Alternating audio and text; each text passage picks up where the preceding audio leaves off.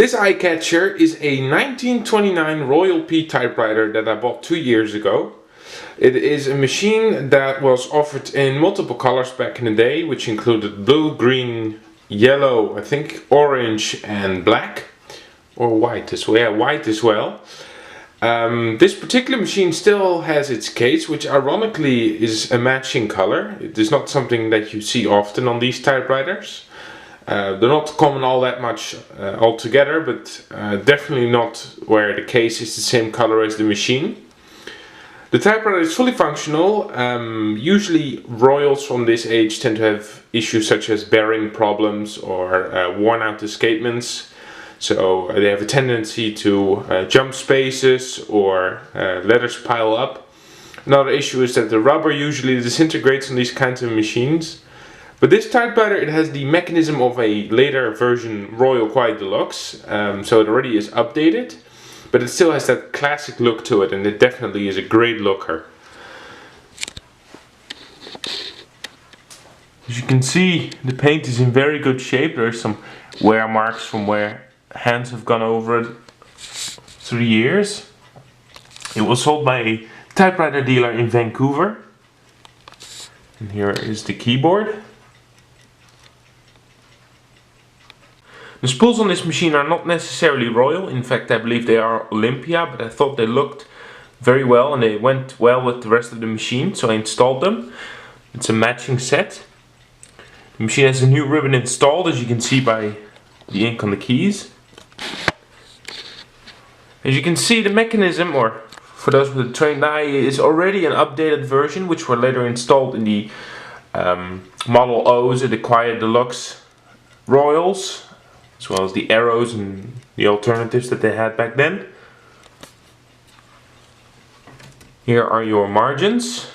Later these were the Royal installed magic margins on portable typewriters, at least one side, but this is still a manual system. You can turn the direction of the ribbon by the switch on the side. There's another one on the other side.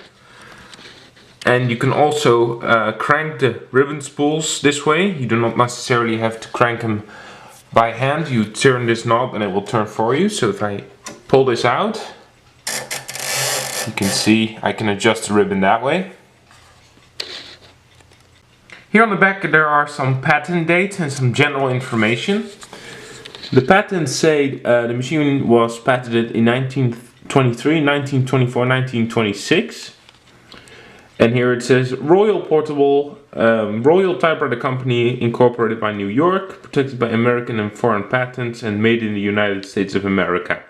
But as it said on the sticker on the front, it was sold at a typewriter dealership in Vancouver.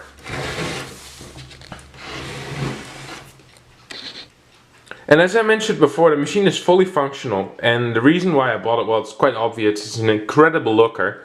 And it's a key piece in my collection, despite the fact that, I have a Remington 8 from 1907 and 1892 Empire, and machines that, predecessed it by 30 years. This machine, it's a rarity these days, especially to find it for the price that I did, and to find it with a case that matches the color. They're still somewhat around. They were offered quite a lot back in the day, and these machines are built so well that they last an incredibly long time, as is proven by this example. But generally people ask a lot of money for it when they are selling it. So I was very lucky to come across this in a situation that I did, because the same day I sold another machine which happened to be the exact same price of this, and I received that machine for free. So I decided to treat myself and buy this incredibly looking 1929 Royal P with very shiny paint. And usually the paint on these tend to flake off, but I went over this machine and I can't find a single cosmetic issue other than some general wear from use over time. Usually down here this tends to be completely worn off. It's not the case on here. Some minor chipping over there, but that's it. As you can see, there is no damage. From my experience, Royal portables from this era have a tendency to age bad. The platen on these machines usually go. They are cracked or completely worn out and don't hold the page well, including the paper support rollers and on those on the paper bill. But that's not the case on this machine. It still holds the page very well. It has an even print, although there is some pitting on the platen.